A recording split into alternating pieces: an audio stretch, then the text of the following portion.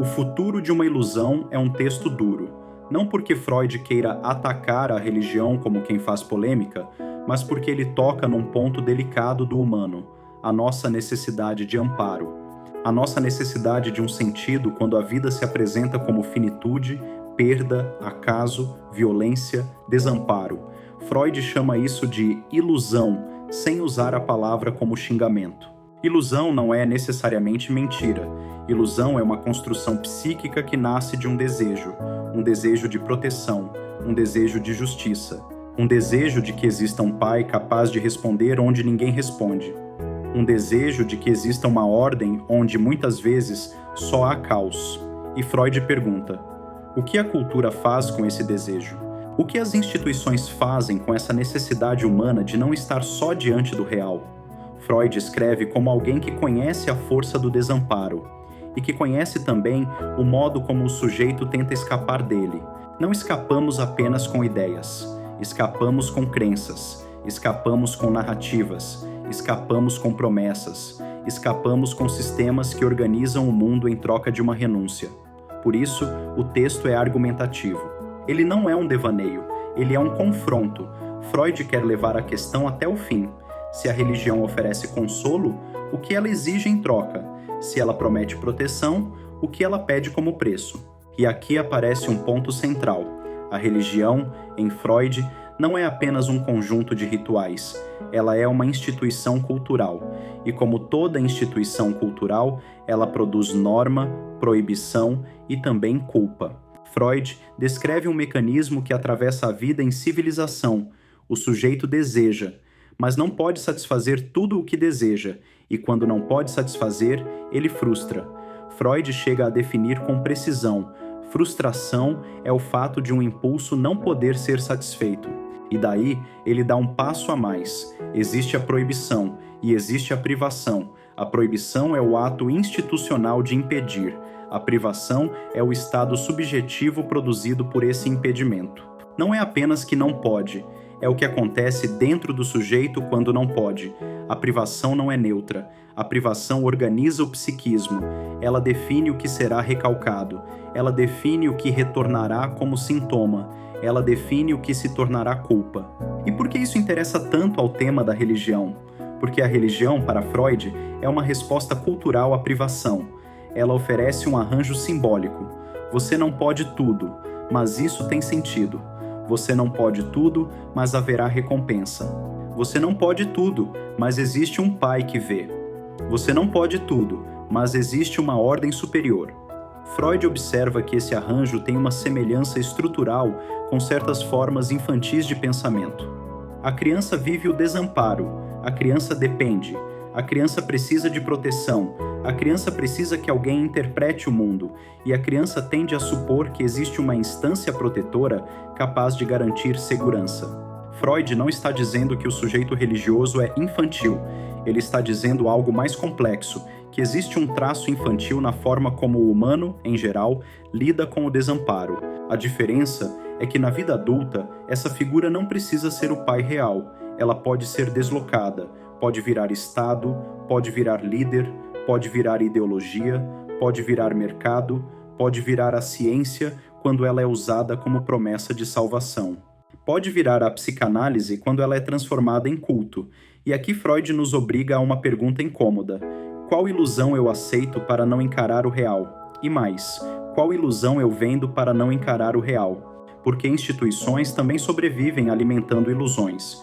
E Freud é muito claro, a religião não se sustenta apenas porque as pessoas acreditam, ela se sustenta porque cumpre uma função cultural, organiza condutas, estabelece um bem e um mal, produz pertencimento, oferece uma narrativa comum, e ao fazer isso, ela regula o laço social. Mas Freud insiste, o preço é alto, porque esse sistema de crença não oferece apenas consolo, ele produz também submissão. Ele pede renúncia ao pensamento em nome da segurança. Ele oferece um amparo em troca de obediência.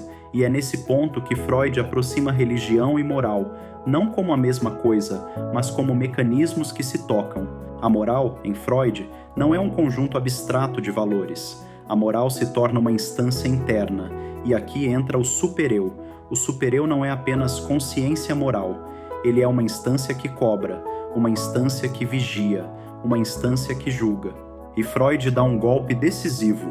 O supereu se alimenta da agressividade. O que o sujeito não pode descarregar fora retorna como cobrança interna. O sujeito se pune, o sujeito se vigia, o sujeito se sente culpado até quando apenas deseja. E a religião, muitas vezes, faz uma operação ambígua. Ela proíbe, depois autoriza. Ela condena, depois absolve. Ela ameaça, depois acolhe. Ela produz culpa, depois oferece perdão. Esse movimento elástico é poderoso, porque prende o sujeito no circuito da dívida.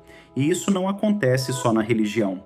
Acontece em toda instituição que se apresenta como salvação. Por isso, Freud não está discutindo apenas Deus. Ele está discutindo o uso cultural do desamparo. Ele está discutindo como o sujeito se entrega a uma promessa para não sustentar o vazio. E aí aparece uma tensão central do texto. Freud acredita no esclarecimento, acredita na capacidade de amadurecimento do pensamento humano. Acredita que a ciência pode reduzir a necessidade de ilusão, mas Freud não é ingênuo. Ele sabe que a necessidade de amparo não desaparece só porque o mundo explica mais. Novas explicações não anulam o real da perda. Novos conhecimentos não anulam a morte. Novos discursos não anulam a angústia. Por isso, o texto não é triunfalista. Ele é um diagnóstico e um convite à responsabilidade. E aqui surge um ponto decisivo para quem trabalha com psicanálise. A psicanálise não pode ocupar o lugar que a religião ocupa. A psicanálise não pode se tornar um sistema de promessa. Não pode se tornar um lugar de cura garantida. Não pode se tornar um lugar de redenção do sujeito. Não pode se tornar uma técnica de felicidade, porque isso seria trocar uma ilusão por outra. E o analista, se não se vigia, pode cair exatamente aí, na tentação de ser o pai, na tentação de ser o que sabe, na tentação de salvar, na tentação de oferecer ao outro um sentido pronto para impedir o vazio. Mas o vazio é estrutural, e é por isso que a psicanálise não trabalha com promessa. Ela trabalha com escuta, ela trabalha com o tempo, ela trabalha com a queda da ilusão do saber total, não para humilhar o sujeito, mas para libertá-lo da dependência de um outro que teria todas as respostas. Freud, ao criticar a religião, não está ensinando arrogância. Ele está ensinando prudência, porque a ilusão não é apenas um problema lá fora, a ilusão é uma tentação permanente. E talvez o ponto mais profundo do texto seja este: o humano quer ser consolado, quer ser protegido, quer que alguém diga, vai ficar tudo bem. Mas há momentos em que essa frase não é verdade, e quando ela é vendida como verdade, ela vira violência. Uma violência suave, uma violência simbólica, uma violência que apaga o sujeito em nome do conforto. Freud escolhe outro caminho, um caminho mais difícil. Ele aposta na possibilidade de sustentar a lucidez sem se destruir por ela. Ele aposta na possibilidade de atravessar o desamparo sem precisar transformá-lo num sistema de submissão. Ele aposta, no limite, num sujeito capaz de suportar a falta de garantias. Isso não é otimismo, é ética. E para quem está se formando, isso vira uma pergunta inevitável. Que ilusões eu carrego para dentro da clínica?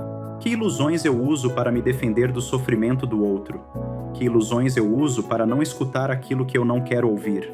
Porque a escuta não é neutra. A escuta exige renúncia. Exige que o analista não ocupe o lugar do pregador, não ocupe o lugar do líder, não ocupe o lugar do salvador.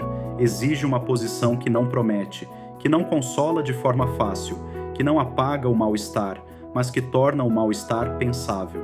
E quando Freud fala do futuro da ilusão, ele não está dizendo que a ilusão vai desaparecer do mundo. Ele está mostrando o trabalho exigente de reconhecê-la como ilusão, porque o primeiro passo para sair da alienação não é destruir a crença do outro, é reconhecer onde eu mesmo acredito para não cair. Esta aula é parte de um percurso que não se faz com pressa nem com respostas prontas. A psicanálise se constrói no tempo, no contato com o texto, com o pensamento e, sobretudo, com a escuta. O que foi apresentado aqui não se esgota neste encontro. Ele serve como ponto de apoio para que novas perguntas possam surgir e para que o pensamento continue se aprofundando. A psicanálise não se oferece como um manual, ela se sustenta como uma experiência.